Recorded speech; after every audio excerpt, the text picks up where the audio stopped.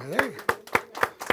Bienvenido a todos los hermanos que nos ven por las raíces, iba a decir las redes sociales. Y bienvenido, hermanos. Un aplauso también para ustedes.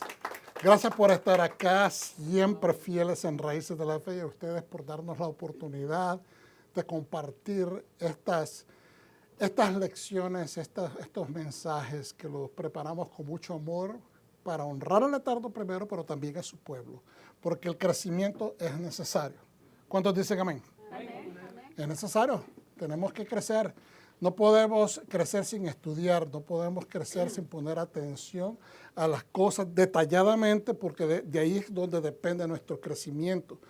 Poner conocimiento sobre conocimiento, línea sobre línea, renglón sobre renglón, o sea, y los preceptos sobre preceptos. No podemos llegar a un nuevo espacio de conocimiento y entendimiento si no nos dedicamos a hacerlo como se debe. Entonces, hoy, como estamos en los días de panes sin levadura, pues obviamente tenemos que hablar del Omer, y tenemos que hablar de la gavilla, y tenemos que hablar de las premisas. Todo está interconectado. ¿Ok? Algunas personas me podrían decir, bueno, pero el Omer es la gavilla. Bueno, sí. Pero son términos que se utilizan interactivamente, y entonces la gente piensa que es un montón de diferentes cosas. Y entonces tenemos que ver en qué momento, cómo aplicamos, cómo entendemos, qué es lo que está sucediendo, ¿verdad? Cómo llegamos a estos conceptos, a estos términos, y creo que es importante. Pero lo más importante es saber por qué Dios da el mandamiento. ¿Por qué Dios introduce, a ver si me pueden mover acá, por favor, cómo Dios introduce de que dentro de las fiestas solemnes, la tercera fiesta, por favor, ponga atención, es una fiesta solemne. No es una fiesta menor. No es una fiesta menor, vuelvo y lo repito, no es una fiesta menor. No se hace una gran convocatoria, como las tres principales, o las otras, por ejemplo, son tres principales de las Shelosh Regalim, que son las fiestas de peregrinaje. ¿Por qué se le llama de peregrinaje? Porque la gente venía de otras partes a pagar sus primeros frutos, ¿verdad? Entonces, de Pesach, inmediatamente en el segundo día de Pesach comienza panes sin levadura a contarse el Omer, ¿verdad? Pero ya panes sin levadura comienza con el primer día, porque ¿qué es lo que comemos durante la fiesta de Pesach? Comemos panes sin levadura, ¿verdad? Pues desde ahí es que comienza, pero se le da la prioridad de mención y reconocimiento a Pesach. ¿Ves? Es decir, se individualiza, porque esa es la fiesta solemne. ¿Ok? Y después, inmediatamente el segundo día es el conteo del Omer, y después en el tercer día es la fiesta de primicia. Pero fíjense, de que la fiesta de primicia, como les enseñé este jueves, lo recapitulamos porque ya lo hemos estado enseñando en los últimos 2 años, empieza realmente al caer el sol, al segundo día. ¿Estamos entendiendo? Y ahorita lo vamos a ir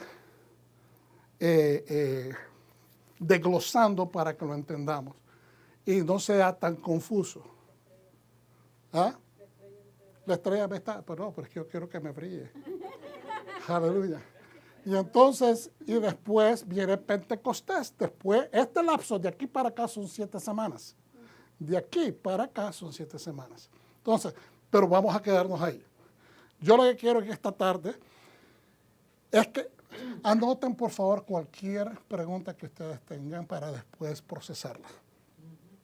Entonces, nosotros nos regocijamos en la Torah y tenemos que aprender, entender, y no tenemos que dominarlo al 100%, pero por lo menos tener una idea general, compacta y firme de lo que nosotros estamos creyendo.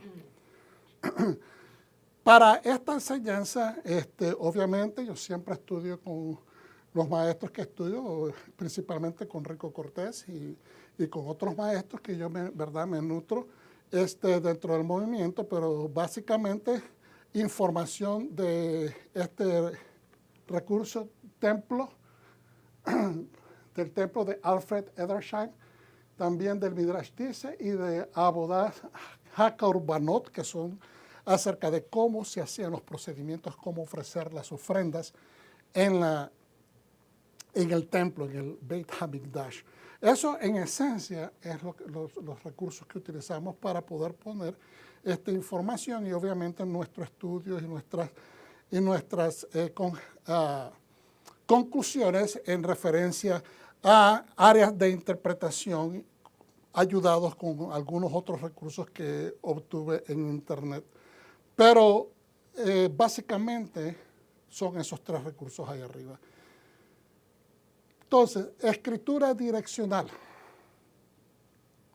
Y esto viene de Johanan 12, 20 al 26. Estas son palabras de nuestro Mashiach. Entre los que subieron a adorar en la fiesta, habían algunos judíos de habla griega. La mayor parte de las traducciones dicen habían unos griegos. Pero como nosotros podemos ver en Hechos, capítulo 1 y 2, ¿verdad? Creo que más bien, sí, se nos da la historia, la primera, cuando el día de Pentecostés, que es Shavuot, ¿verdad? Que habían judíos de 16 diferentes partes del mundo, es decir, del mundo antiguo, del primer siglo, y venían de comunidades judías. La gente malinterpreta estas cosas. ¿Quiénes eran los que venían a pagar tributo al Beit HaMikdash, al templo judío? No eran gente de las naciones, hermanos. La gente de las naciones no tenían parte con las cosas de Hashem. La gente de las naciones no tenían parte en traer tributos al templo judío. Entonces, cuando la gente lee el Nuevo Testamento, piensan de que las naciones venían y traían tributos. No. Cuando habla de toda esa gente, eran judíos que venían de esas ciudades, de esos pueblos, de esas naciones, porque ahí vivían, ahí trabajaban, pero mantenían, ¿verdad?, su fidelidad a la Torah y traían sus primeros frutos, sus ofrendas para las fiestas solemnes. Entonces miramos que en el libro de los Hechos se nombran de 16 lugares. Okay, yo les voy a dejar que ustedes busquen eso para que tengan un poquito de tarea y también comprueben lo que estoy diciendo. Entre los que subieron a adorar en la fiesta, había algunos judíos de habla griega. Se acercaron a Felipe, el de Bethsaida en Galilea, Bethsaida en Galilea, con una petición. Señor, le dijeron, nos gustaría ver a Yeshua. Felipe vino y se lo contó a Andrés. Entonces Andrés y Felipe fueron y se lo dijeron a Yeshua. Yeshua les dio esta respuesta. Ha llegado el momento de que el Hijo del Hombre sea glorificado. ¿Qué está diciendo con esta frase? Están llegando judíos de otros lugares que viven en las naciones y están empezando a preguntar por Yeshua. Su fama se ha ido, ¿verdad?, esparciendo y está empezando a llegar a las comunidades. Pero, ¿qué problema podría representar eso? Realmente problema no. Pero sí traía un conflicto, porque ¿quién era Yeshua? Era el Mashiach esperado por el pueblo de Israel. Y el Mashiach que espera el pueblo de Israel no puede ser compartido con las otras naciones. Por eso es que Mashiach no fue a ninguna otra nación a predicar.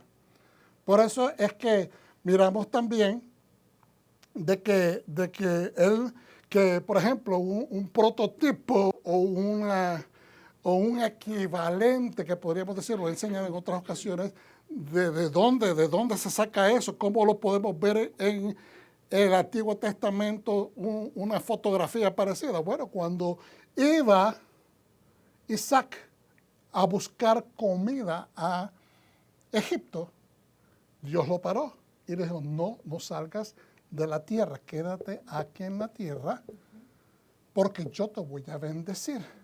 Trabaja la tierra y yo voy a hacer que fructifiques.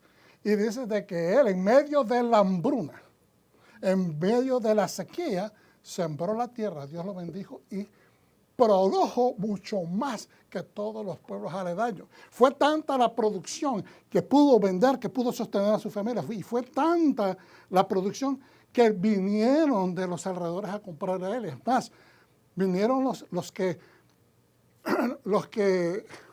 vivían prácticamente riñendo por los pozos y le dijeron, ¿sabes qué?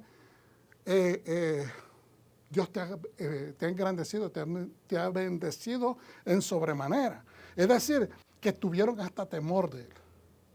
Entonces, ahí miramos de que por qué Yeshua también es una comparación. No es que tenga que ser por esta razón.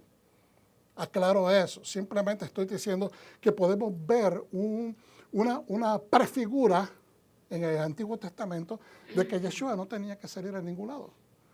Fuera, es más, por eso cuando venían los de las naciones como los romanos, el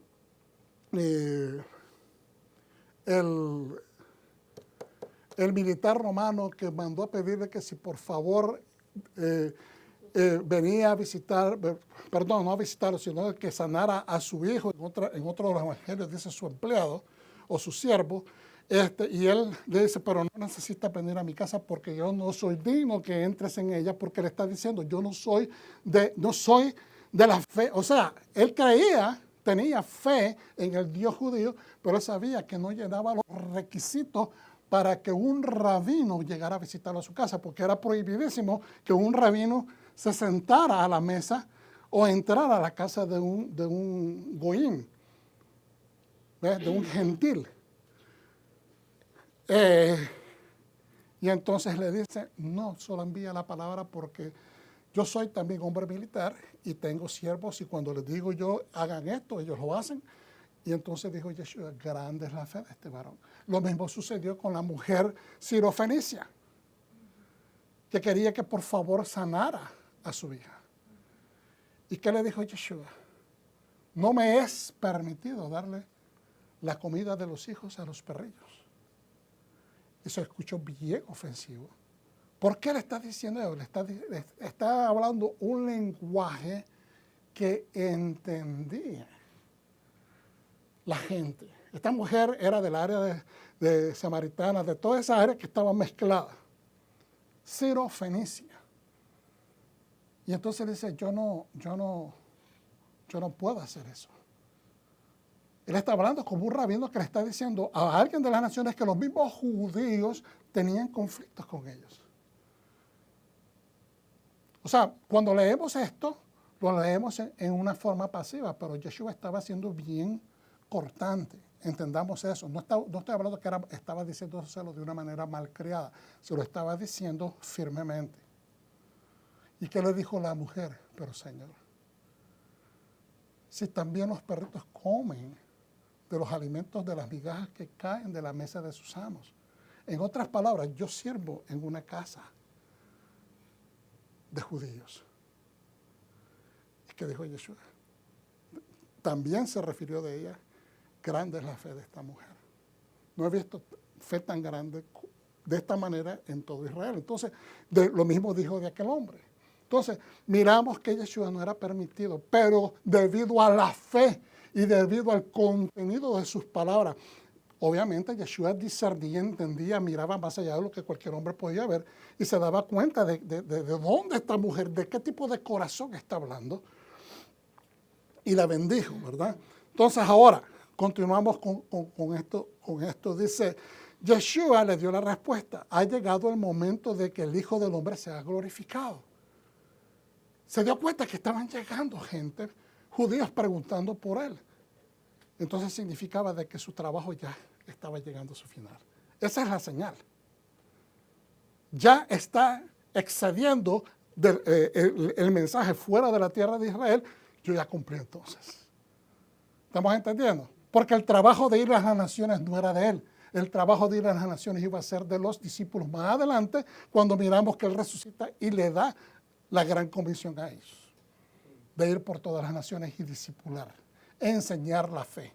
Entonces, sí, efectivamente os digo que si el grano de trigo que cae en la tierra no muere, queda solo el grano. Pero si muere, produce mucha cosecha. En otras palabras, Él les está profetizando que Él va a morir. Pero al mismo tiempo está confirmándose a sí mismo de que este es el proceso que se debe de llevar. Para poder llevar fruto. Ya está produciendo fruto el mensaje, pero la semilla tiene que realmente morir para producir más fruto. ¿Estamos entendiendo? El que ama su vida la perderá. Pero el que aborrece su vida en este mundo la guardará hasta la vida eterna. Entonces muchas personas malinterpretan el que la aborrece. No es que el que la aborrece, nadie odia su vida. Puede ser de que alguna persona se queje por la mala racha, por la mala suerte, por vicisitudes, problemas, escaseces, etc. Pero está hablando del término espiritual. El hombre, el ser humano busca el bienestar, busca la seguridad económica, busca la seguridad material. A eso es a lo que se refiere. Que la mayor parte de las personas están buscando esta seguridad y a veces no comparten por esa misma seguridad. A veces no miran más allá porque dicen, si yo doy me quedo corto. ¿Ve? Entonces, él mismo, esto es un mensaje porque él está diciendo, si yo no muero, no se va a propagar este mensaje de la manera como es necesario que se propague. ¿Okay? Entonces, si yo muero, voy a encontrar la vida.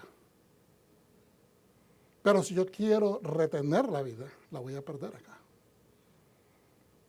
Si alguno me sirve, que me siga. Donde quiera que yo esté, allí también estará mi siervo.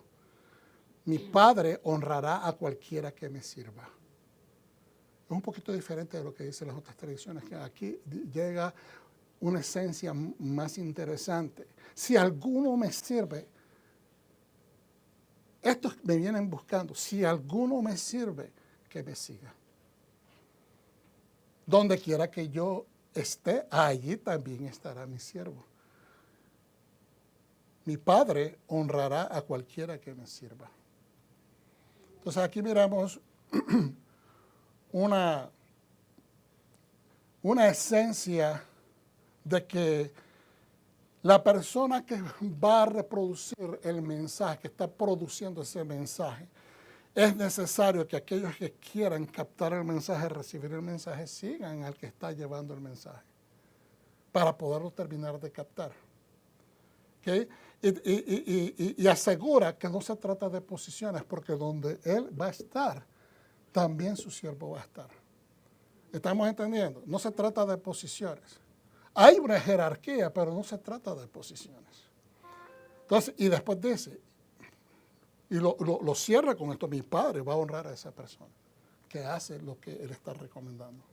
Entonces, bendito es Adonai y bendito es Él. Bendito es Adonai y por siempre será. Bendito eres Adonai, nuestro Elohim, Rey del universo, que nos escogió entre las naciones y nos instruyó con su Torah. Bendito es Adonai, dador de su Torah. Amén. Levítico 23, 9, 16. Adonai le dijo a Moshe, diré al pueblo de Israel, después de que entren a la casa que les doy, la casa dije, y es la tierra, después que entren en la tierra que les doy y cosechen sus cosechas maduras, deben llevar una gavilla de las primicias de su cosecha al Cohen. Él agitará, mecerá, dos palabras que se utilizan, agitará o mecerá, la gavilla delante de Adonai, para que seáis aceptos. Esa es otra palabra clave. El Cohen debe agitarlo el día después del Shabbat.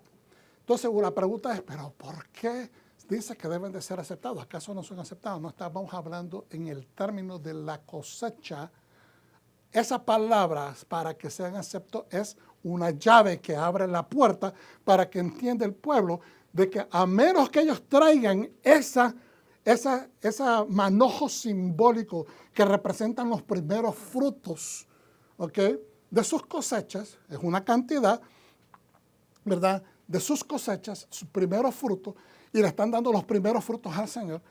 Esa es una llave que abre, porque a menos que ellos hagan eso, no pueden empezar a comer en sus casas, ni poder vender, ni hacer comercio con ese montón de sacos llenos de semillas que tienen. ¿Estamos entendiendo? Porque Dios no los va a bendecir. Van a poder traer, pero posiblemente se les caiga la venta, les pase algo. O decir, Dios lo que quiere asegurar es que le den el lugar a Él, porque Él es el proveedor, Él es el bendecidor, Él es el creador. ¿Cuántos dicen amén? Entonces, amén. Denle un aplauso. Él lo merece. Vamos a repetir el 11 porque es muy clave. Él agitará o mecerá. ¿Quién es él? El Cohen. La gavilla delante de Adonai para que sea ese acepto. No, entonces, no son la gente del pueblo que traía la gavilla y la levantaba a ofrecer. No es un servicio general donde todo el pueblo entraba al templo, ¿verdad? Sino que ellos traían a cierto lugar, ¿verdad?, de acuerdo a lo designado, y entonces le entregaban al Cohen. Puede ser que había no solamente uno, puede ser que sea el Cohen principal, no necesariamente el sumo sacerdote, pero el Cohen principal de la administración, ¿verdad?, de los primeros frutos, que tiene un equipo de personas a su merced, y entonces ellos traen las gavillas que las vienen en un canasto. Eso es parte de la prescripción, es un canasto. Normalmente en un canasto se traían mínimo 3. ¿Okay? Y se ponían. Entonces se presentaban a él, a las manos, él las tomaba, ¿verdad?, las organizaban y después durante la ceremonia se hacían. Pero no era que iban haciendo por cada persona, por cada familia, por cada terrateniente que traía sus cosechas, iban haciendo una ceremonia separada. ¿Estamos entendiendo? Sino de que era traer sus primeros frutos. ¿Ok? Es más, me estoy adelantando un poquito, lo que entendemos, lo que se entiende de lo que he aprendido, lo que he estudiado, es que esas gavillas no era necesariamente que se presentaban de esas gavillas, sino que, yo expliqué esto, el templo tenía terrenos aledaños a la ciudad de Jerusalén. Ellos habían recibido los sacerdotes ciertos terrenos, donde ellos podían sembrar productos de los 7 tipos de productos principales que Dios habla, están en la Biblia, ¿verdad? Que son avena, son trigo, son los dátiles, son avena, trigo, dátiles, uvas, olivas. ¿Cuántos llevamos? 5. Las pomegranates, y se me olvida uno. Ahorita se va, pero me recuerdo en un momento. Pero son 7. Entonces, de esos frutos era que se presentaban los primeros frutos, representando a todos los demás frutos. No era que solamente se sembraban en el antiguo Israel solamente 7 frutos, no, habían de todo. Pero de esos eran específicamente que se recibían los primeros frutos.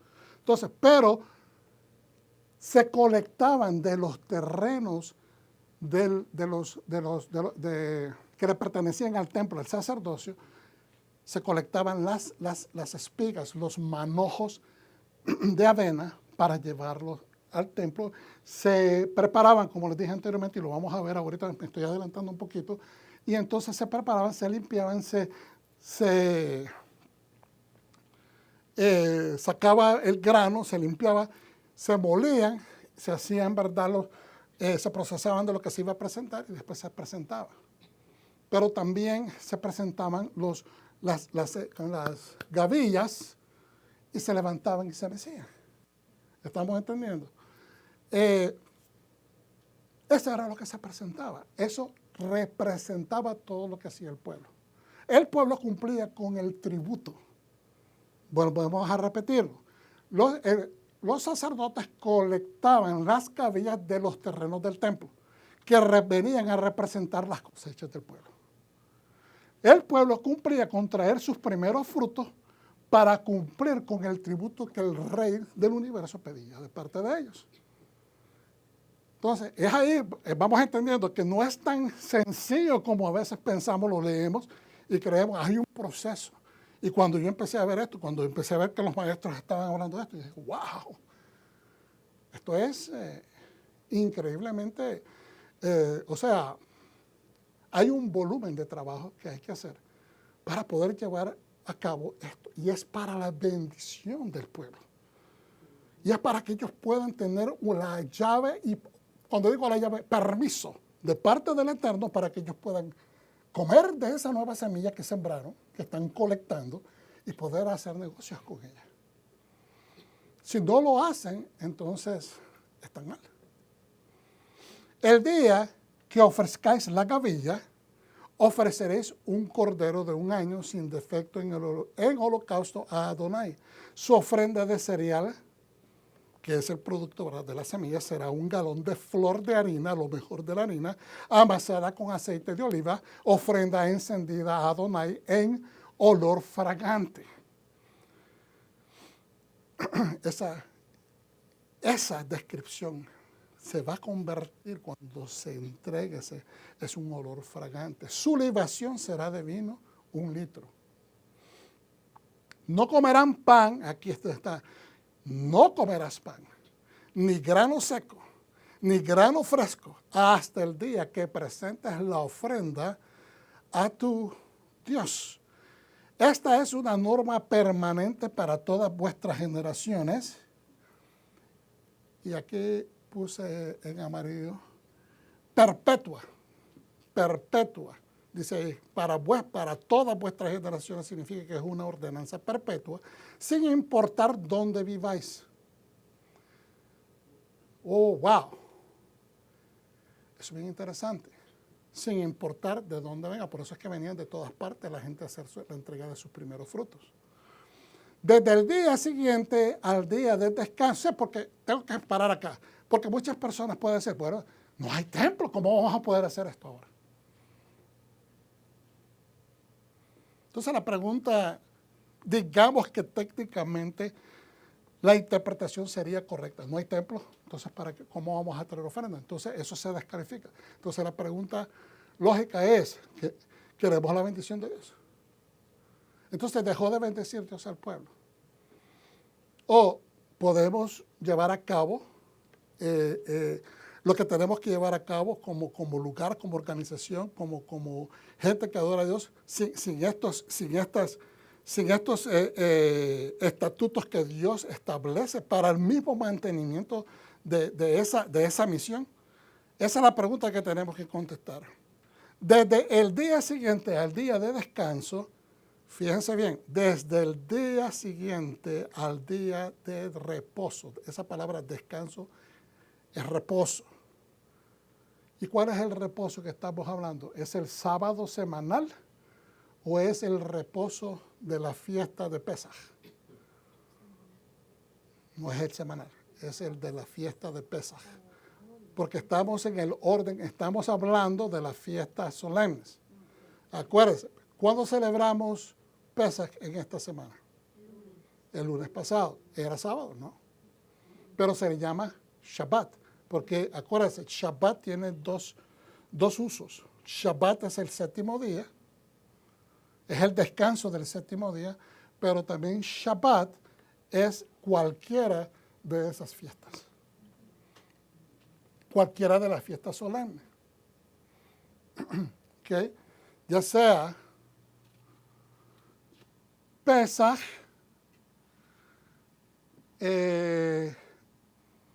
¿cómo que se dice? Shavuot, Rosh Hashanah y después Sukkot. Las otras son fiestas intermedias, ¿verdad? Que vienen siendo panes y levadura y las primicias. Pero como les digo, no hay una santa convocatoria, sino que es una entrega de tributos. ¿Okay?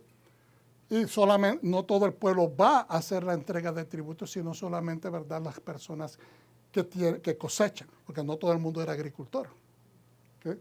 Entonces, y después está Shavuot, y después está Rosh Hashanah, y después está Sukkot. Porque el día del perdón es un día, es el día más santo y no se llevan tributo, es una cosa muy diferente. ¿Okay? Y todo lo que salen, todas las ofrendas que salen ese día salen de lo que se llama de la comunidad, es decir, del templo. De todo lo que se da, de ahí se hacen esas ofrendas, incluyendo los animales, salen de los mantenimientos o de los criaderos de ganado ovejuno o vacuno del templo, porque tienen que representar a la comunidad. Entonces, nuevamente, es el Shabbat del Shabbatón. Si volvemos a ver el verso 11, un momentito hacia atrás, dice de que él agitará y mecerá la gavilla delante de Adonai para que seáis aceptados. El Cohen debe agitarlo el día después del Shabbat. Esto es cuando va a empezar el conteo de los meses. ¿Cuál es el día después del Shabbat? Es el 16 de Nisan, porque el Shabbat de Pesach es el 15 de Nisan. ¿Okay? Entonces, si tomamos un ejemplo, si tomamos, y no tengo un calendario acá presente, pero si tomamos la caída del sol del lunes, inmediatamente es el 15 de Nisan. Entonces, amanece el día martes, pero sigue siendo el 15 de Nisan. Hasta que anochece y empieza el 16. Ese 16 en la noche salían las personas a recoger los manojos por la noche. Yo les expliqué que un ejemplo de que esto sucedía aparece en el libro de Ruth. No de Ruth, perdón, de Ruth. En el libro de Ruth, que estaban cosechando y que llegan hasta la noche y después la suegra le dice, vete, ya cuando estén dormidos, ya cuando estén cansados a medianoche, te vas y te cuestas al lado de él y te cobijas con el manto de él. ¿Okay? Todo eso pues porque habían trabajado hasta por la noche, estaban levantando la cosecha y ciertamente separando las espigas o los manojos o las gavillas para presentar los primeros frutos. Entonces,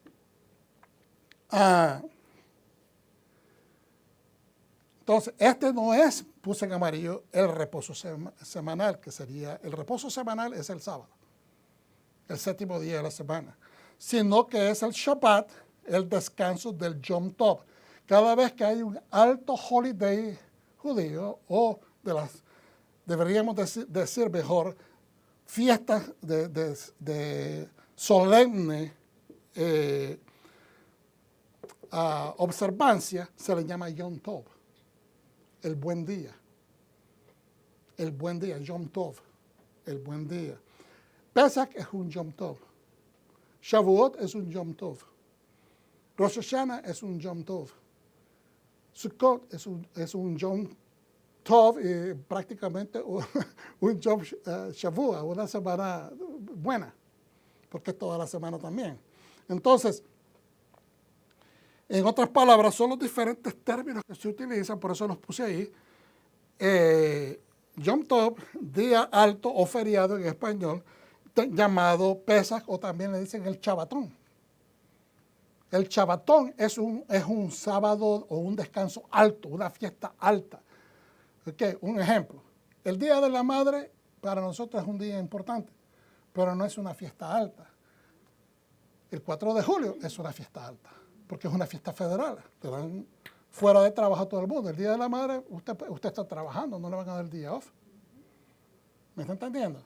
Entonces, es un día de fiesta mínimo, el otro es un día alto. A eso es lo que nos referimos cuando se llaman fiestas solemnes y fiestas intermedias. Entonces,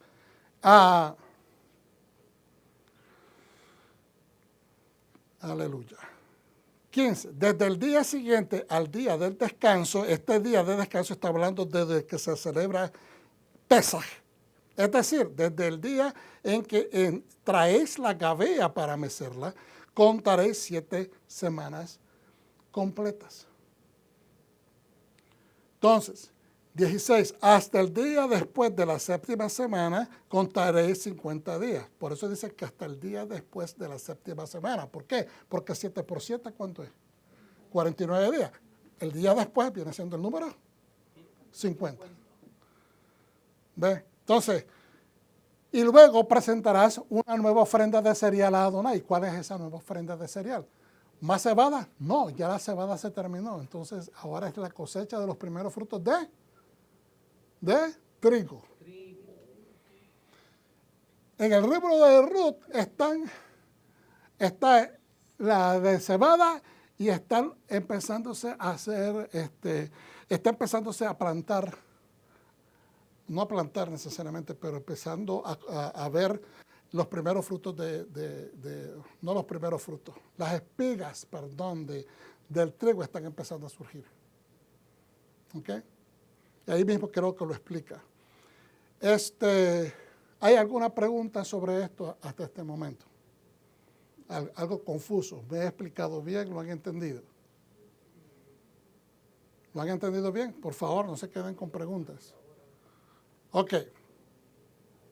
Vamos hacia adelante. Vamos a explicarlo ahora, lo que acabamos de hablar, lo vamos a explicar en otra manera más diferente.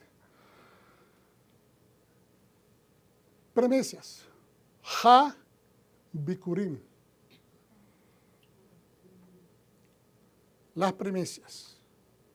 Había un día en las fiestas y celebraciones solamente de Hashem, que es Bikurim, primicias. Es un día. Nos enseña a practicar, reconocer y honrar al Dios proveedor y creador nuestro por toda cosecha que recibimos. Una de las lecciones de la fiesta de primicias es saber a quiénes debemos lo que tenemos. Lo que hablábamos hace un rato, ¿verdad?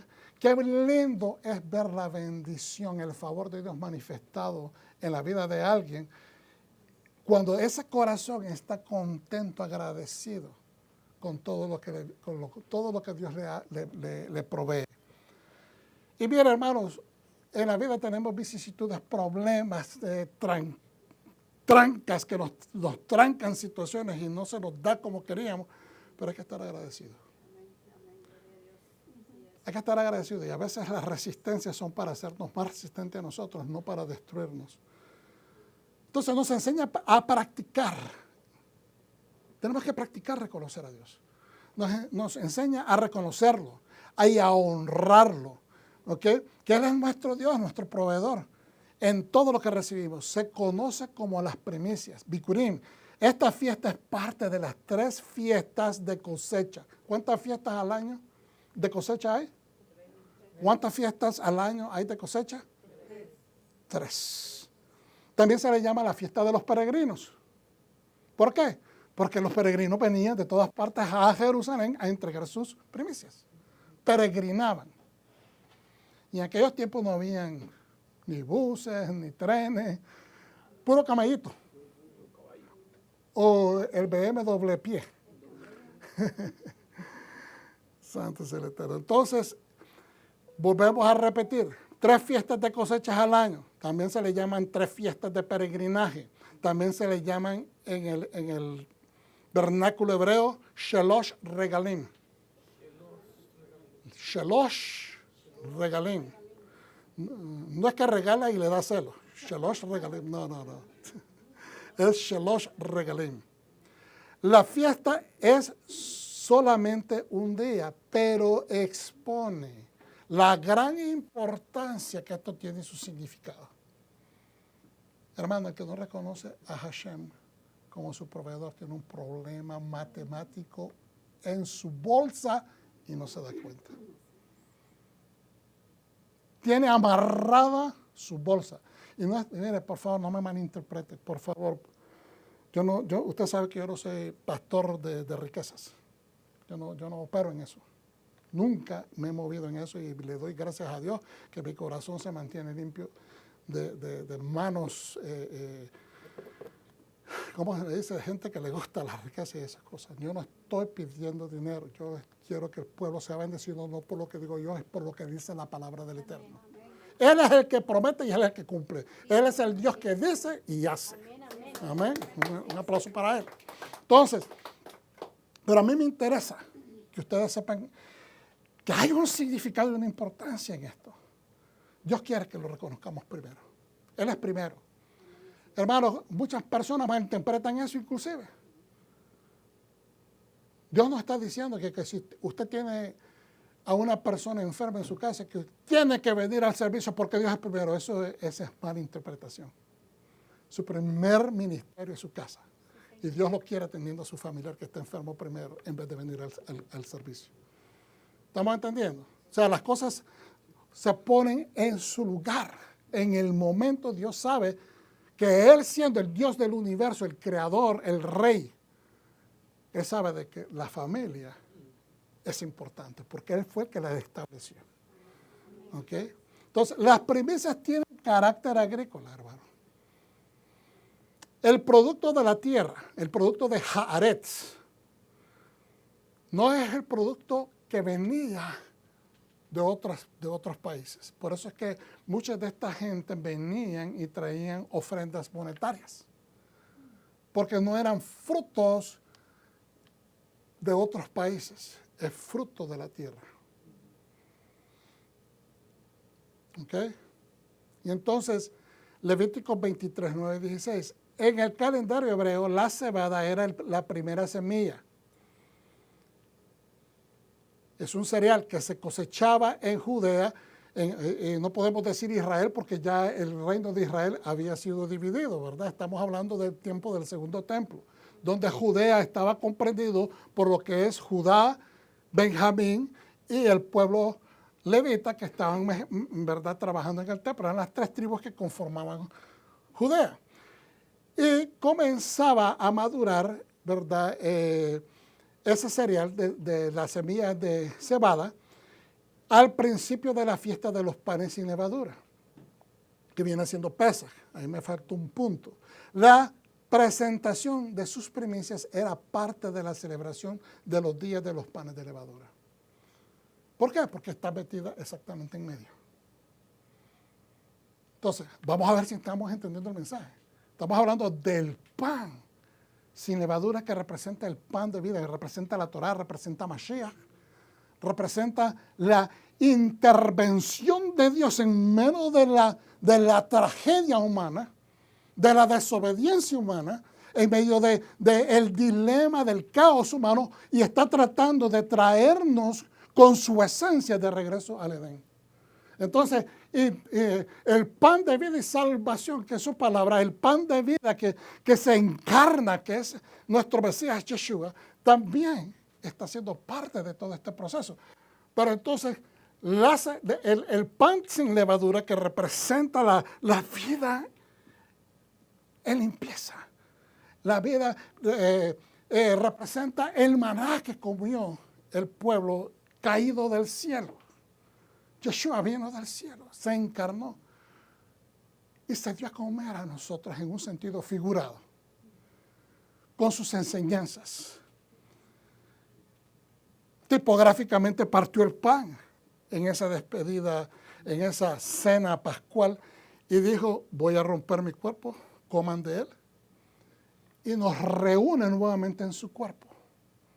Entonces, todo esto es una simbología. Pero lo más importante es que está metido el pan. Cuando decimos pan es provisión. Esa es la parte que tenemos que entender.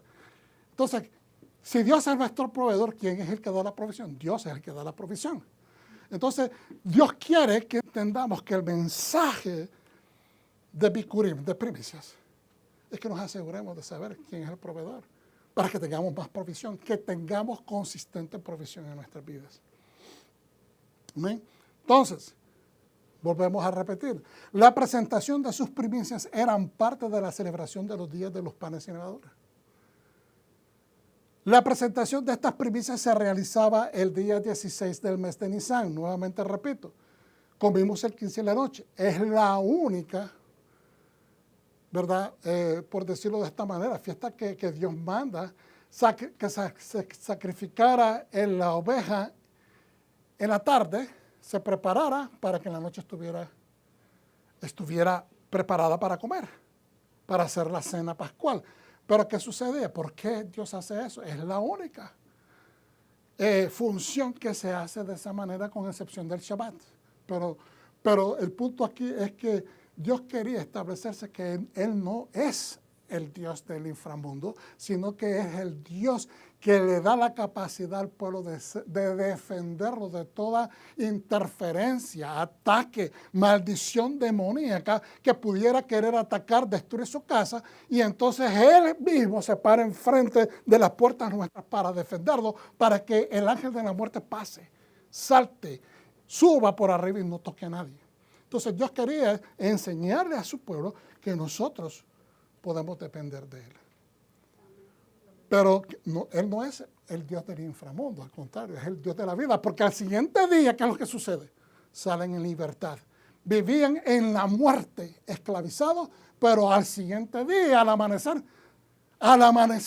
en el día 15, en las horas del día 15 de Nisan, salen a libertad, que significa resurrección. Es una resurrección, salir de la esclavitud. Entonces, salen ese día y 7 días después, exactamente en un Shabbat, Dios parte el mar para que ellos pasen reposo. En un Shabbat, es un día sábado, al amanecer de ese día sábado, el Señor abre el mar y ellos pasan. Reciben un reposo, porque están preocupados, están abrumados, están controvertidos, están, estresados, que el enemigo viene y los va a matar. Ok. La presentación de esta primicia se realizaba el día 16. Es decir, cuando cae el sol, después que termina las 24 horas del día 15, al caer el sol en el día 16, dice, del mes de Nisan, que significa milagro, o sea, traducen algunos, o renacer, y Abib, que significa primavera, en ese mes. El cordero pascual se sacrificaba el 14 de Nisan por la tarde, y ya para la caída del sol era el 15 de Nisan, y se celebraba la cena pascual, Pesaj, conmemorando la salida de Egipto. Al siguiente día, después de la caída del sol, comenzaba el día 16 de Nisan. Y ya durante la noche los sacerdotes salían a los terrenos cultivados del templo en las afueras de Jerusalén. Y los sacerdotes colectaban los manojos de cebada. El 16 de Nisan vendría a ser el segundo día de los panes sin levadura. Estamos repitiendo y repitiendo porque yo quiero que ustedes esto no se les olvide. Pero se convierte en el primer día del conteo del Omer. El 16 de Nisan es el primer día del conteo del Omer. ¿Qué significa Omer? Es la medida. ¿Qué es una medida en esto de agricultura? Mejor no me adelanto, mejor lo leemos. Pero esto es una medida. Lo que cabe en medio de sus dos manos. Eso es una medida. ¿Okay?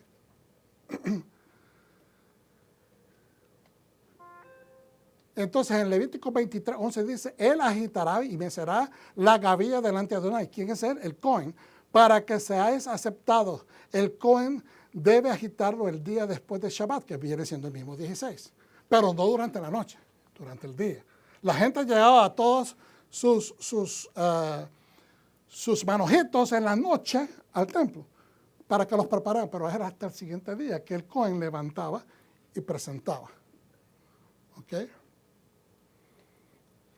Mesía esa ofrenda, la ofrenda que los Cohen levantaban del pueblo. Yo creo que yo lo expliqué, no quiero que se me confunda. Lo que presentaban en la ceremonia del día 16 era lo que los Cohanim recogían de los campos del templo.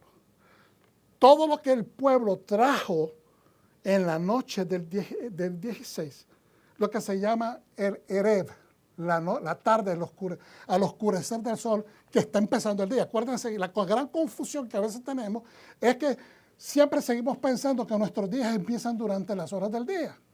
Pero cuando estamos hablando del calendario hebreo, tenemos que empezar a pensar, ¿ok? Ayudarnos a pensar de que los días de ellos empiezan al anochecer y terminan cuando se termina el día. Entonces, por eso, si nos ayudamos de esa manera, vamos a entender más rápido. Entonces, dice el 23, Levítico 23, 11, y agitará y becerá la cabilla delante de Adonai para que seáis aceptados.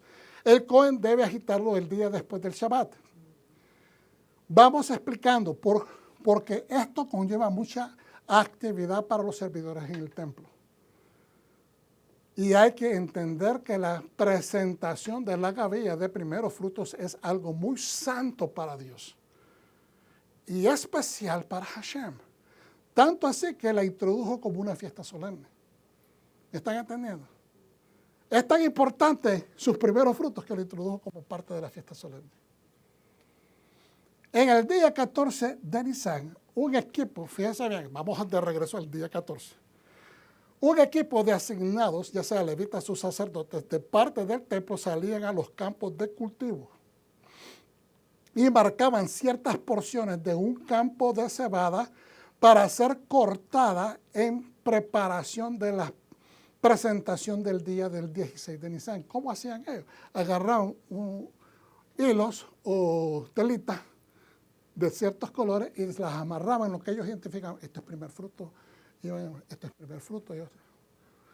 No era que iban por todo el campo haciendo eso, era cierta porción. Era algo que tenía una medida. ¿Me está entendiendo? No era que iban a ir recogiendo todos los primeros frutos de todo el campo. Pues, no era así. Entonces, en el día 14 de Nisan, un equipo de asignados iban y hacían eso. Llegada la tarde, que es Erev del 16 de Nisan, cuando caía el sol y empezaba el 16 de Nisan, 3 hombres escogidos cortaban la cebada en presencia de testigos, gente del pueblo. Ayer estuve viendo una enseñanza del hermano Rico Cortés y entonces él mencionó el campo, inclusive, donde llegaban específicamente y de ahí cortaban para ir y hacer el waving, la mecida de esta ceremonia, y no lo apunté. Pensé que lo había hecho y no lo apunté. Y dije, ay, ahora no me acuerdo en qué minuto de la enseñanza, ya era muy noche, pero hay un campo específico donde ellos tomaban esta ofrenda específica. Entonces, llegada la tarde el Erev del 16 de Nisan, 3 hombres escogidos cortaban la cebada en presencia de testigos. Cortaban de lo que ya previamente habían atado el 14 e identificado como espigas de primeros frutos. Lo primero que reventó, en otras palabras, o fructificó. Y con una mano agarraban un manojo así, ¿verdad?, de espigas, y con la otra cortaban con la hoz. ¿Okay? Con una mano. Luego las apilaban, pero para engavillarlas. Es decir, iban poniendo así, ¿verdad?, encima, ordenadamente, y para engavillarlas más después, o amarrarlas en un manojo o gavilla. Se tomaba un manojo, y entonces aquí está la palabra que yo quiero que analicemos. Lo que cabe en medio, man, viene de mano, ojo, ojo. Entonces de ahí se hace la palabra manojo. Lo que cabe en medio, o se podría decir, o lo que cabe en el ojo o en el hueco que queda entre mano y mano. Es la medida. Entonces se agarraba. No era la medida de una mano, sino que después cuando las apilaban una encima de otra, las agarraban así. Y eso es el manojo. Y después se le amarraba y eso es un manojo o una gavilla. ¿Estamos entendiendo? ¿Estamos entendiendo entonces? Amén. Entonces, lo que queda en el ojo o el hueco que queda entre mano y mano. Es decir, lo que se pueda juntar con ambas manos y eso se amarra o en gavilla a manera individual. Luego se juntaban las gavillas en un canasto grande y se le presentaban al Señor, a Dios, como gavillas por primicia de los primeros frutos. Cuando iban al templo se le entregaban a la gente, al Cohen. Y se hacían ofrendas justamente con las entregas de primicias agriculturales. La ofrenda era un cordero macho perfecto, una oblación mezclada con aceite y una libación de vino, como lo leímos anteriormente. Entonces, Israel o Judea en ese tiempo no podía consumir de ninguna nueva semilla hasta que la gavilla fuese presentada y mecida por el Cohen ante Adonai. Eso está en el versículo 23:14 y dice de la siguiente manera: no comeréis pan, ni grano tostado, ni espiga fresca hasta este mismo día. Ese mismo día podían comer. Amén. Pero tenían que esperar que terminara la presentación, la ceremonia en el templo. No la noche que llevaron el tributo, sino que hasta el siguiente día, porque acuérdense que estas cosas, estas actividades no se hacían de noche, se hacían de día. ¿Ya? Los servicios en el templo de presentar las ofrendas al Señor era de día. Entonces, tenían que esperar hasta el día, es decir, durante las horas del día 16. ¿Estamos entendiendo? El día 16 es cuando cae el sol. Ahí van a buscar las espigas. Las llevan al templo. Ahora, hasta el siguiente día, es cuando la ceremonia toma lugar. Pero sigue siendo el 16. Entonces, cuando se termina, ya el pueblo puede empezar a comer. Pero muchos, es aquí la gran controversia, que muchos quieren conectar el Omer y la entrega de las gavillas con primeros frutos para que coincida con la resurrección de Yeshua, que son 3 días. ¿Estamos entendiendo? Entonces, hay una gran pelea porque la gente no entiende. Yo no entendía tampoco. Me tomó un par de años entenderlo. Pero no es tan complicado como parece. Si entendemos que cuando en el templo, en el segundo día, 16, pero en las horas del día, el Cohen ofrece la gavilla de parte de los terrenos del templo que representa todo el pueblo, pero ya las primicias del pueblo ya están siendo almacenadas en los almacenes del templo. Eso no significa que no son importantes, no. Las gavillas que presenta el Cohen están representando a toda la tierra de Israel.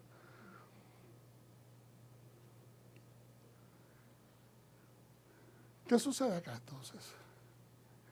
Que cuando termina esa ceremonia, tal vez ellos la hacen en la mañana, tal vez la hacen por la tarde, la gente se va a su casa, ya ese mismo día pueden empezar a comer, a tostar, a hacer para sus negocios y todo. Pero muchas personas quizás empezaban a comer hasta el siguiente día.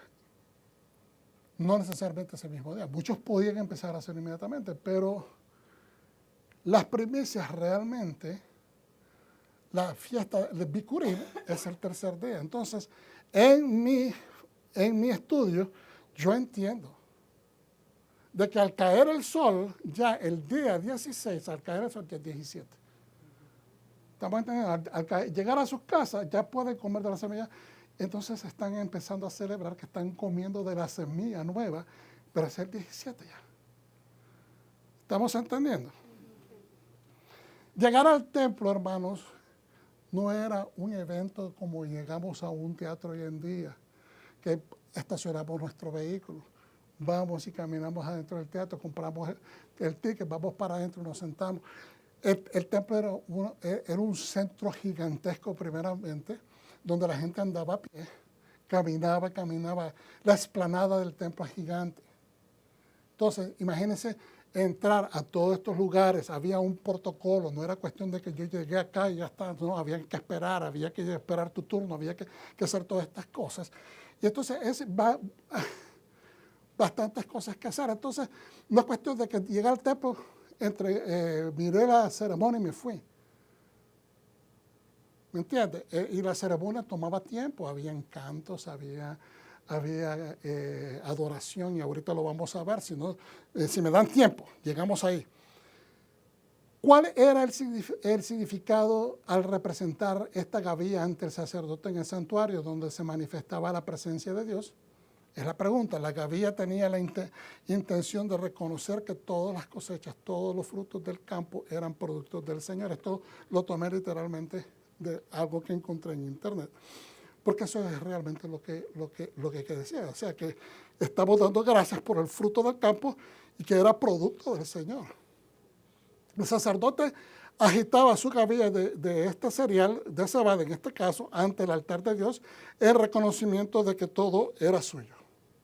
Nosotros tenemos que reconocer que todo le pertenece a Dios, todo. Y usted dirá, pero no, es que yo lo compré, sí, hermano, usted lo compró, pero dice la Escritura bien claramente, el cielo y la tierra y todo lo que hay en ellos me pertenece. La gavilla como primicias era una actitud de gratitud de Israel hacia Dios. Ellos querían decir, Señor, gracias por las abundantes cosechas de los campos, gracias por la cebada, gracias por el trigo. Hoy te traemos las primicias, frutos de lo que es tuyo, te traemos las primicias de tus bendiciones. Prácticamente eso lo copié literal. Entonces, reconocemos que todo es tuyo. Vamos hacia el centro. Si tienes negocios, trabajas, beneficios sociales, estudias y te estás graduando, posesiones materiales, etcétera, todo eso le tenemos que dar gracias al Señor porque es parte de nuestro fruto. Acuérdense que somos árboles plantados. Todo lo que nosotros producimos, sea físico, sea espiritual, nosotros estamos dando fruto. Y eso es lo que quiere el Señor. Por eso empezamos a leer lo que dijo, que a menos que muramos, morir no significa que te vayas a la tumba. Morir significa es que tus prioridades pasen a ser secundarias a veces, no todo el tiempo. A veces tenemos que optar por poner nuestras prioridades en una forma secundaria para darle cabida a la necesidad ajena de tu hijo, de tu hija, de tu esposo, de tu madre, de tus padres, de tus amigos, de tu comunidad. De la gente que te necesita, del amigo que conoce que está enfermo en el hospital y lo vas a ir a visitar hoy. ¿Me estás entendiendo? Te estás muriendo a ti mismo. Te estás enterrando en el terreno del Señor. Ese es el verdadero terreno del Señor. ¿Qué es lo que dijo Él? Me diste de comer, me pusiste calzado, me vestiste, me diste de beber. Ese es el terreno del Señor. Entonces, aleluya. ¿Estamos entendiendo, pueblo de Dios? No se me están aburriendo, ¿verdad? Un aplauso para el Eterno. Entonces, aleluya. Porque entender esta enseñanza es esencial. Entonces, la gavilla vencida es prácticamente un simbolismo del Mashiach. Él es la primicia. ¿Y por qué Él es la primicia? Porque Él de todos los muertos resucita primero. Entonces, yo les dije este jueves, pero Él resucitó a Lázaro y justamente con su resurrección también hay testimonio de que mucha gente resucitó también. Porque mucha gente enviaron a sus familiares vivos que vinieron a saludar, a despedirse, quizás a animarlos, no sé, pero hubieron estas experiencias. Y entonces, como 500 personas, y lo dice la Escritura. Pero Él es la primicia. Y le voy a decir esto. Muchas veces no entendemos lo que la Escritura nos dice. Póngame atención aquí porque yo creo que esto va a ser revelatorio para todos nosotros. Cuando dice el Señor, es necesario que la semilla muera. Él está hablando de Él.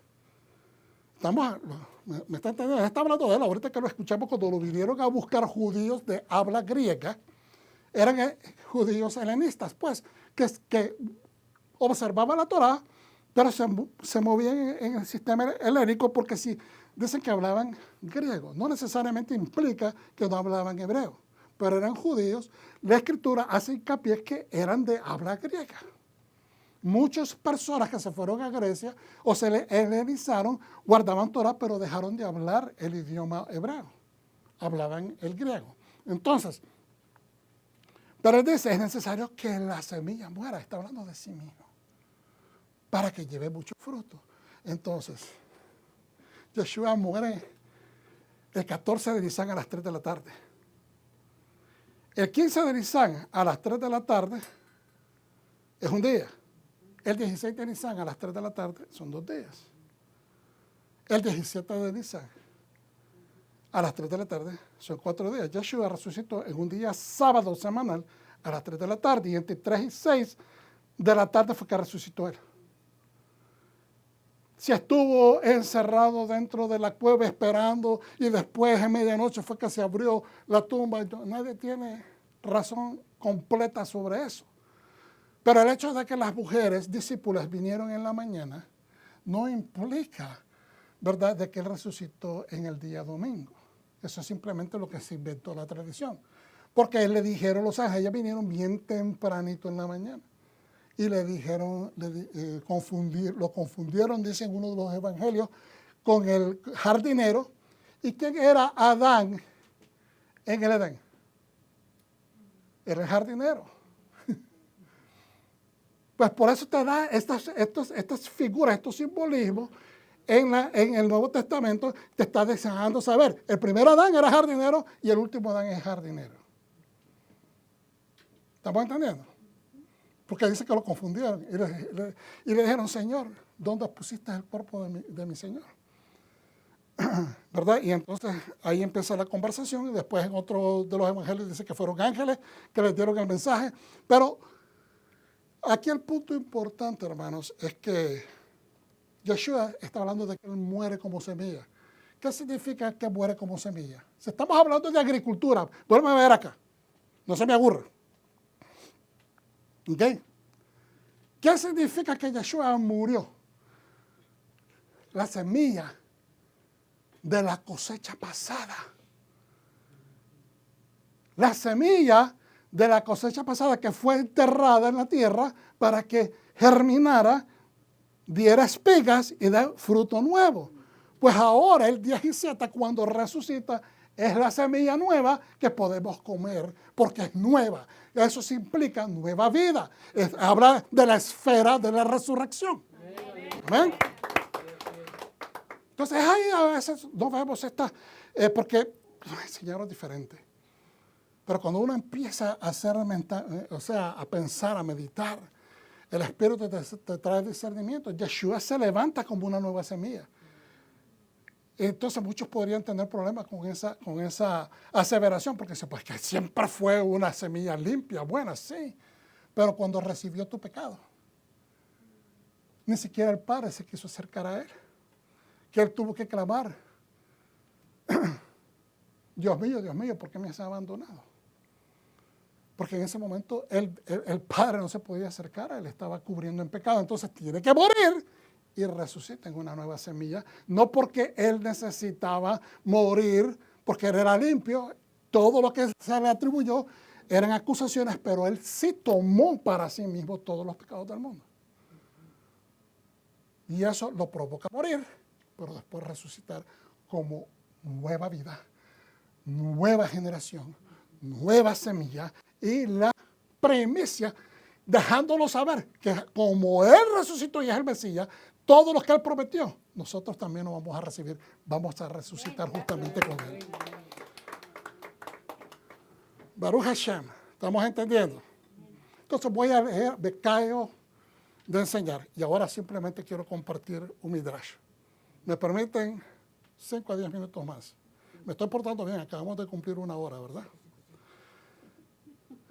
El midrash dice en la Parashat Kitavó, este es el midrash, dice de Deuteronomio. Bikurim, la misma de llevar Bikurim, la misma de llevar los primeros frutos al Beit Hamikdash, al sagrado templo, ¿verdad?, de Jerusalén. A veces con el traductor me hace ciertos errorcitos que a veces trato de deducir qué es lo que quiere decir. Okay. Y dice, se debe de llevar, ¿verdad?, los primeros frutos.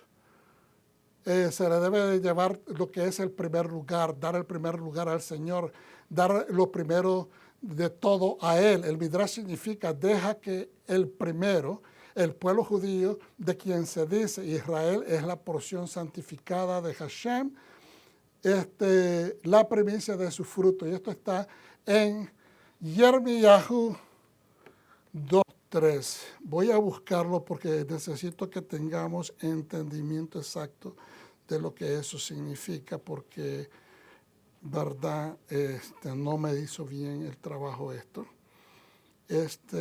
Dispénsame, estamos en enseñanza, así de que es importante. Yirmiyahu 2:3. Y dice lo siguiente: Santo era Israel a Hashem, primicia de sus nuevos frutos. Todo lo que le devoraban eran culpables, mal venía sobre ellos, dice Hashem. En otras palabras, que santo, especial era Israel, un tesoro, por decirlo de esa manera, para Hashem era Israel, primicia de sus nuevos frutos. Todos los que trataron de devorar, de destruir a Israel, eran culpables automáticamente. Mal venía sobre ellos, dice Hashem. Igualmente, todas estas naciones que quieren hacerle mal a Israel, no les va a ir bien. No les va a ir bien. Entonces, al cumplir con la mitzvah, acá en el tercer párrafo, llevando los primeros frutos al Beit Hamikdash, confirmamos nuestra creencia que la tierra y su producción pertenece a Dios, quien es nuestro amo, y expresamos gratitud por la abundancia que disfrutamos y demostramos que se nos otorgó la vida por su providencia y preocupación por nosotros. Esto es el Midrash. Preparativos para la misma. Los primeros frutos son traídos de las 7 especies por las cuales es famosa Eretz, Israel, la tierra de Israel, que son el trigo, la cebada, las uvas, la vid, los higos, esa era la que se me olvidó, ¿se acuerdan? Los higos, las pomegranates o las granadas, las aceitunas y los dátiles. Esos son los 7 especies o frutos que representan a la tierra de Israel. Cuando un dueño de tierra nota que el primer fruto de cualquiera de las especies anteriormente mencionadas comienza a madurar en su campo o jardín, ata un hilo alrededor del mismo para señalarlo como bikurim, como primer fruto, lo que que está empezando a salir. Espera que las diferentes especies de frutas hayan madurado completamente para unirlas al Beit Hamikdash o traerlas al Beit Hamikdash, al templo. Se cree que las primicias perecerán antes de emprender su viaje, debe conservarlas.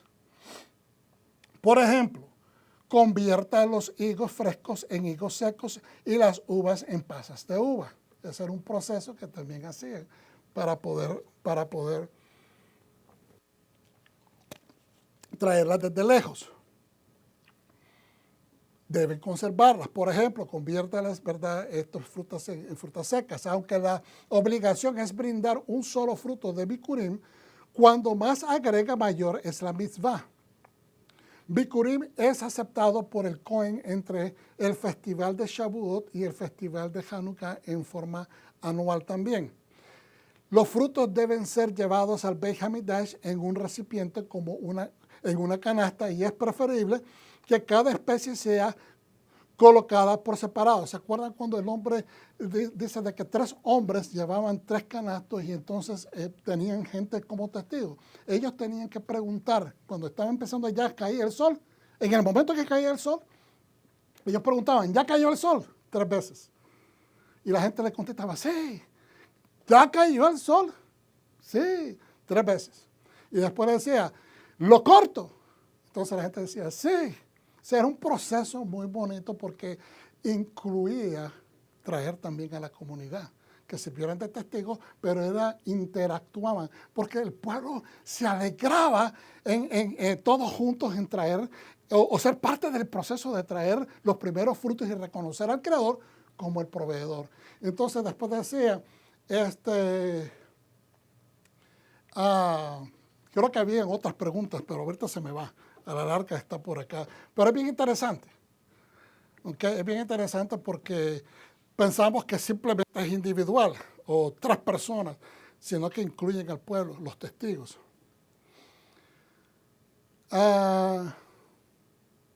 Los frutos deben ser llevados al Beit Hamikdash en un recipiente como una canasta y es preferible que cada especie sea colocada por separado. Eso exactamente debe ser así. A Dios le gustan las cosas separadas, no mezcladas.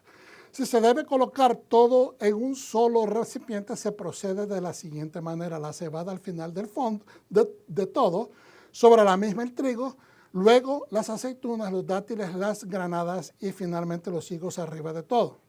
Entonces tenía que ver ese orden específico. Entre cada copa de fruta se coloca un divisor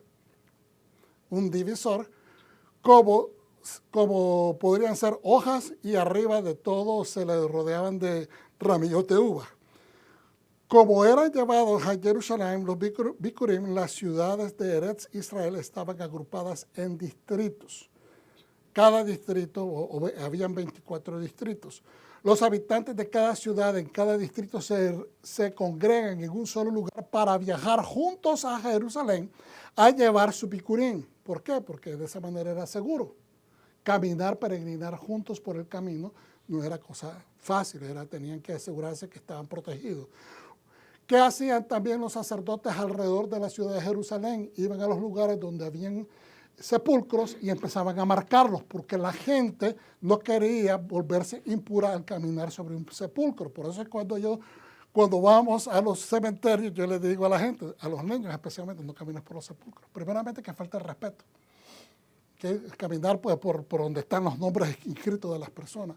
Eso no se hace, se camina por los caminos donde dicen, no, es campo. No, es Camposanto, por eso le llaman Camposanto. Y uno debe tener el cuidado y la consideración de no caminar sobre los lugares, especialmente porque nosotros somos mandados a mantener la pureza ritual. Amén.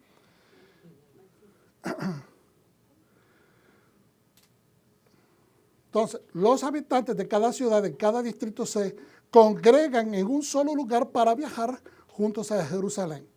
Entonces, dice, una por toda una congregación, una sola congregación, porque la gloria del rey está en la multitud de las personas. Fíjense bien el entendimiento judío. La gloria de Hashem está en la multitud de su pueblo. Muchas veces pensamos de que está en el individualismo, mi Dios, mi Dios, mi Dios, mi Dios. Pero cuando estamos como pueblo es cuando la mayor manifestación de Hashem está en medio de nosotros, porque Dios quiere un pueblo unido. Los viajeros descansaban en las noches a la intemperie, descartando así la posibilidad de volverse mansos, impuros, pues si uno se aloja en una casa que contiene los restos de un difunto, sus primeros frutos son considerados tamé, impuros, y por lo tanto para ser llevados al Beit Hamikdash pues ya no servían porque se volvieron inmundos. Por eso era importante que toda esta gente tomara control de calidad en referencia a no volverse inmundo. Los caminos se rotulaban, se pintaban las tumbas, etcétera. Los viajeros recitaban en el camino Tehilim, Salmos 122:1. Yo era feliz cuando me dijeron, vayamos a la casa de Hashem. Me acuerdo cuando estaba niño que me encantaba esa canción. Los flautistas músicos ofrecieron acompañamientos musicales hasta que la procesión llegó a los portales de Jerusalén. Imagínense, si había músicos entre ellos, iban tocando, alegrando el peregrinaje. El pueblo se ponía de pie, eso es que se ponía de pie al ver acercarse a los peregrinos en respeto al esfuerzo de venir desde muy lejos para honrar a Hashem. Usted en nuestros países, yo estoy seguro que en la mayor parte de los países, y esto la gente no sabe que esto viene de Israel, esto lo aprendieron las naciones de las enseñanzas judías. ¿Cómo?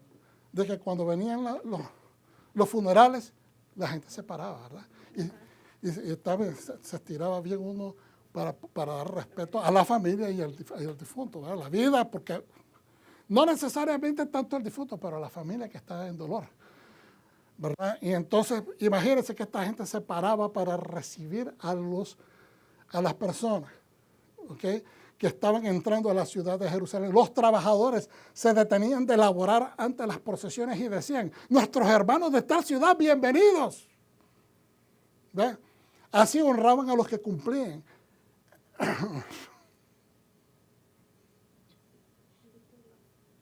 La misma del mandamiento.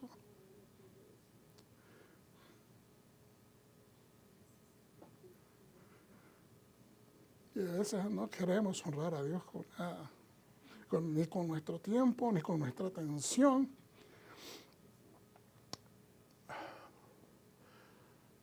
Al llegar a la ciudad fueron recibidos por varios Coanim, Leviim, o sea, los levitas y los tesoreros del Beit HaMikdash, quienes salieron a saludarlos al ingresar a la ciudad de Jerusalén. Los viajeros proclamaban a Tehilim 122, verso 2. Este es lo que seguía.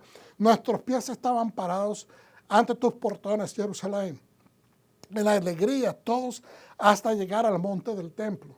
Ahí cada uno, hasta el mismo rey, colocó su canasto sobre sus hombros y los presentó personalmente al Cohen. Los Coanim tomaban las primicias, Bikurim, y los levitas asistían arrimando las ofrendas.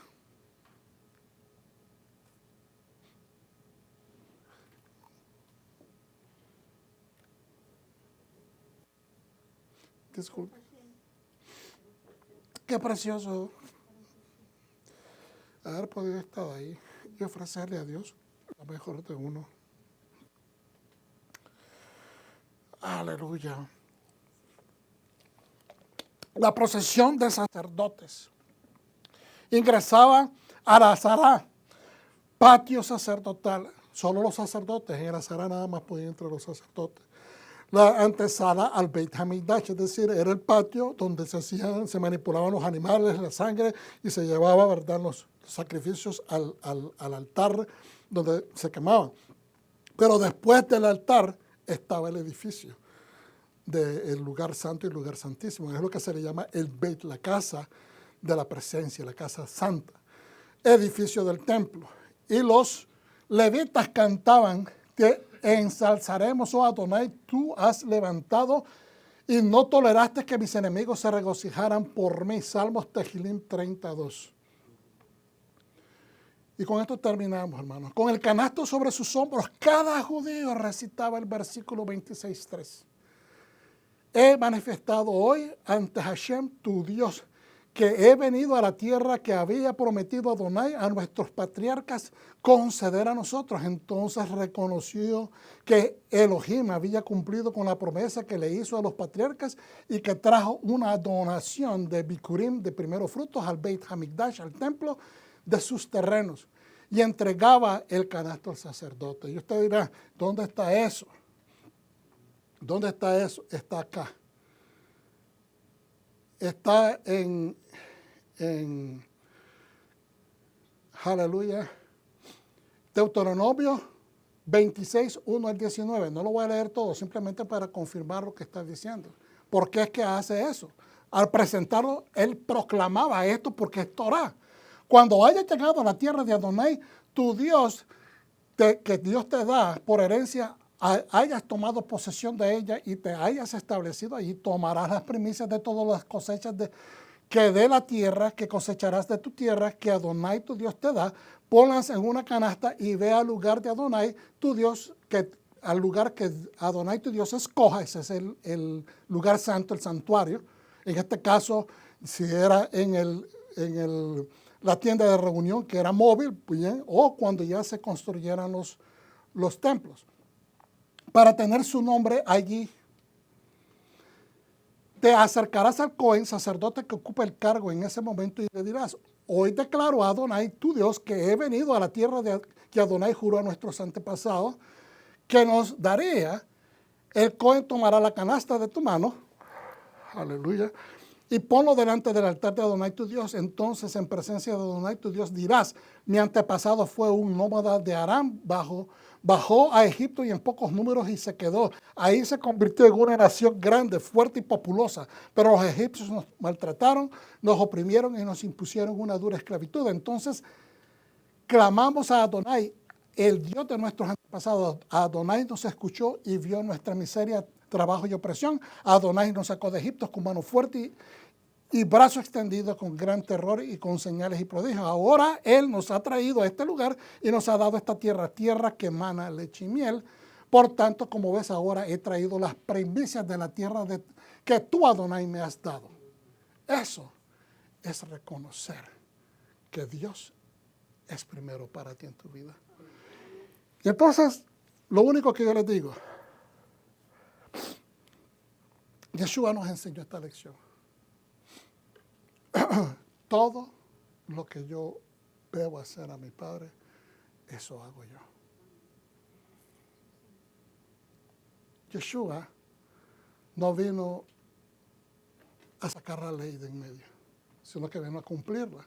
Muchas personas, como les digo, malinterpretan de que cumplirla significa que vino, yo la cumplo y ahí se terminó. Entonces estás negando lo que estás diciendo. Si Él dijo, yo no vine a sacar la ley, vine a abrogar la ley, yo no la vine a abrogar, pues no podemos decir que con sus acciones nos demostró algo diferente, porque eso sería ser del Mesías mentiroso, inconsistente e hipócrita. Y eso lo descalificaría de ser el Mesías. Entonces, lo que Él está diciendo es que yo vengo a cumplirla, no solamente para enseñarlos cómo hacerlo, pero lo más importante que ese término es un hebraísmo. Yo vine a cumplirla, significa yo vengo. Todas las profecías de los profetas que hablaron acerca de mí, yo estoy cumpliendo con lo que ellos profetizaron. Eso es lo que en esencia significa. Las primicias también son una fiesta con un significado profético. Por lo tanto, es importante que lo observemos. ¿Cuántos dicen amén? Amén. ¿Lo recibes, pueblo de Dios? Amén. Amén. Padre Santo, te damos gracias por esta palabra, esta enseñanza. Hay mucho que compartir todavía, Padre, en esta área, pero te pido que esto sea suficiente por el momento. Te pido que todo entendimiento se afiance, se mantenga y dé frutos nuevos de entendimiento en diferentes áreas, Padre. Tú eres el que da el crecer, tú eres el que da el querer, el hacer, el conocimiento, el fruto. Tú lo provocas, Padre, en cada uno de nuestros corazones. Te pedimos esto en el nombre de Yeshua, nuestro Mesías. Amén, amén. Shalom.